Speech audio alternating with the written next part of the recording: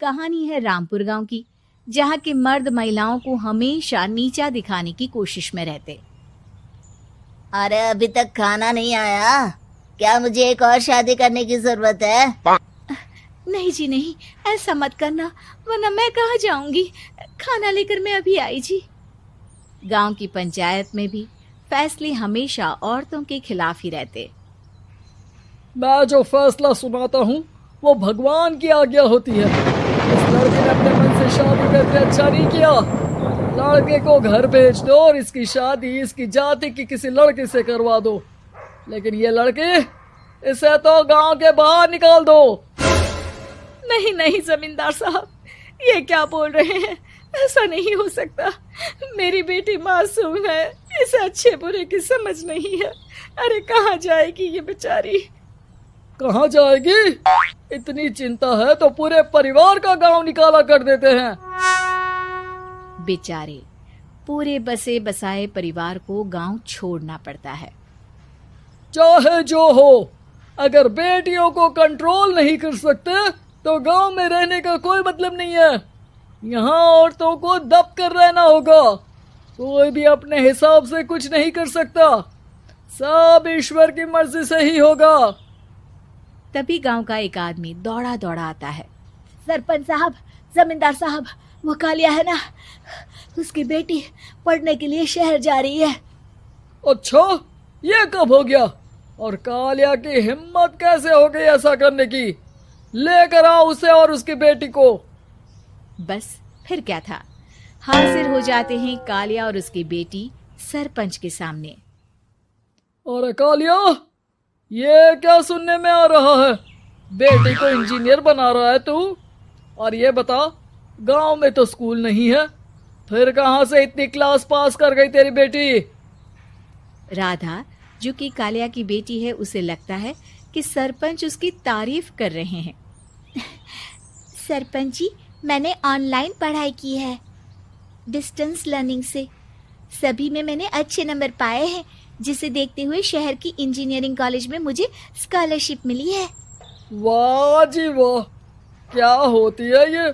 पहले तो ये बताओ, फिर आगे की बात करते हैं। पूरा गांव राधा की बात सुन रहा था और राधा बोलती जा रही थी। तो ऐसे मैं फ्री में एक अच्छी शिक्षा लेकर गांव में जो कुछ परेशानियां हैं, जैसे बिजली, पानी और इंटरनेट जैसी समस्याओं के लिए काम करूंगी। मैं गांव को शहर से जोड़ने के लिए पुल का निर्माण करवाने का प्रस्ताव रखूंगी।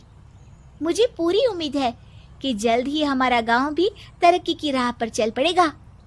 राधा की बात सुनकर सारे गांव वाले ताली बजाने लगते हैं। सरपंच को समझ नहीं आता कि वो क्या करे। चुप रह नादान लड़की, गांव के खिलाफ जाने के लिए तुझे गांव से बेदखल कर दिया जाएगा, वो भी पूरे परिवार के साथ। और हाँ, अगर ठीक से गांव में रहना चाहती है तो ये पढ़ाई लिखाई छोड़ दे। हम तेरे लिए गांव का कोई होनहार लड़का देखेंगे। तभी गांव का एक आदमी बोल पड़ता है। अरे नहीं नहीं सरपंच जी, राधा बिटिया जो बता रही है, अगर वैसा हो जाए तो हम लोगों को पैसा कमाने के लिए बाहर नहीं जाना पड़ेगा। हाँ जी, और ना ही कोसों दूर पानी के लिए भटकना पड़ेगा। हमारे बच्चे भी अच्छी पढ़ाई कर सकेंगे और आगे बढ़ेंगे, ना कि हमारी तरह खेती करते बैठेंगे। क्यों गांव वालों, राधा बिटिया का साथ देना चाहिए ना। सरपंच देखता है कि गांव राधा के साथ है तो वो चुप हो जाता है।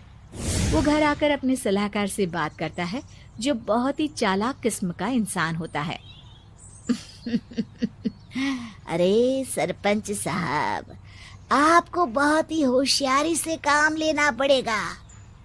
एक बार गांव तरक्की कर गया, यहाँ के बालक पढ़ लिए तो कोई ना पूछेगा आपको। और फिर ये जो बेटा और बेटी है ना आपके, इनको भी आम लोगों की तरह ही जीवन जीना होगा। हाँ, लेकिन करे तो क्या करे? वो ना आप मुझ पर छोड़ दीजिए, बस मैं जैसा बोलूं करते जाइए। अगले रोज सुबह जब गांव वाले सोकर उठते हैं तो राधा के घर के बाहर और साथ ही वो लोग जिन्होंने राधा का सपोर्ट किया था, उनके घर के आगे लाल रंग से कल आऊंगी लिखा होता है। कल आऊंगी, ये क्या होता है? अरे यह तो खून से लिखा है, लगता है कोई भूत प्रेत या चुड़ैल का साया है। चलो सरपंच जी के पास चलते हैं। सभी सरपंच के पास जाकर उसे सारी बात बताते हैं। अरे ये तो बड़ी मुश्किल की बात है। चलो मैं एक बाबा को जानता हूँ, उन्हें बुला लेता हूँ। सरपंच बाबा को लेकर गांव के घर के बाहर जाता है। ओहो, तो ये वो चुड़ैल है जो उन लोगों को निशाना बनाते हैं जो गांव को बदलने का सपना देखते हैं। वो गांव को ऐसे ही संपन्न देखना चाहती है, वो नहीं चाहती कि कोई बाहरी यहाँ का कायाकल्प करे। क्या तुम लोगों में से किसी ने गांव को बदलने की सोच रखी है? तभी राधा की माँ रोते रोते आती है। मेरी राधा घर से गायब हो गई है। अरे कोई तो बचाओ, मेरी बच्ची कहाँ गई?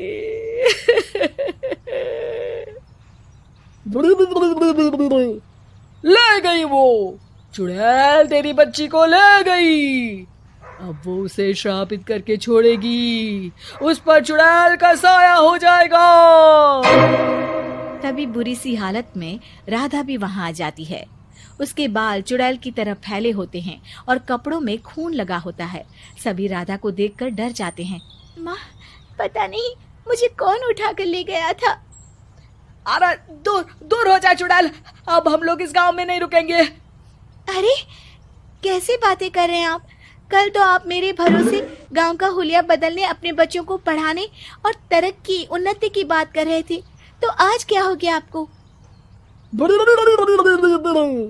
ये फिर तुम लोगों को बहकाएगी। ये चुड़ैल गांव में आ चुकी है, ऐसे ही ये तुम्हारे घर के बच्चों को भी ले जाएगी। गांव वाले राधा को गांव से बाहर निकाल देते हैं। उसके माँ बाप रोते रहते हैं, लेकिन गांव वाले नहीं मानते। मैं भी अपनी बहन के साथ गांव के बाहर रहूंगा, लेकिन वो पढ़ाई नहीं छोड़ेगी। वहीं सरपंच के घर पर सलाहकार कहता है।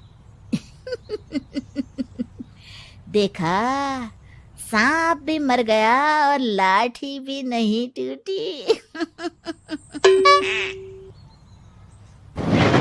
दिन सरपंच के घर के बाहर भी वही शब्द लिखे होते हैं और फिर सरपंच की बीवी कहती है, हमारी बेटी को किसी ने अगवा कर लिया है। तभी राधा का भाई वहां आ जाता है। अरे गांव वालों, मैंने सरपंच जी की बेटी को देखा था। वो चुड़ैल उसे उठाकर ले जा रही थी। अरे क्या मजाक कर रहे हो? नहीं नहीं सरपंच जी, आप नहीं जानते। वो चुड़ैल अब आपकी बेटी में आ जाएगी, जैसे राधा के अंदर आ गई थी। तभी सरपंच की बेटी वैसी ही हालत में वहां आती है जैसे राधा आई थी। पापा, पता नहीं कैसे मैं गायब हो गई थी। चुड़ैल, इसके अंदर भी चुड़ैल का साया है, मारो इसे। अरे नहीं नहीं, इसे भी राधा के पास गांव के बाहर ही भेज दो। अरे चुप रहो, मेरी बेटी कहीं नहीं जाएगी और चुड़ैल वुड़ैल कुछ नहीं होता है। अरे कैसे बात कर रहे हो सरपंच जी? आप तो बोल रहे थे कि आपका फैसला भगवान का ज्ञान होता है, तो अपने पर बात आई तो अब आप ऐसे बोल रहे हैं।